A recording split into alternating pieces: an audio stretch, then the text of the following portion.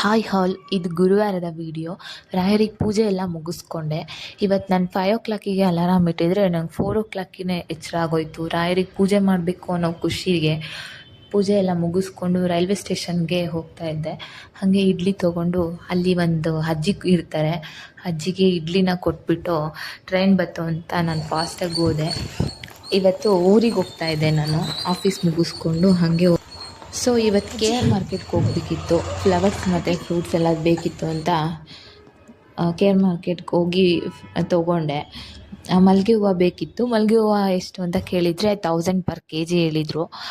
ಹೊಟ್ಟೆಗೆ ಇಟ್ಟಿಲ್ಲ ಅಂದರೂ ಜುಟ್ಟಿಗೆ ಮಲ್ಲಿಗೆ ಹೂವು ಬೇಕಾ ಬೇಡ ಅಂದ್ಕೊಂಡು ಬೇರೆ ಹೂವು ತೊಗೊಂಡು ಬಂದೆ.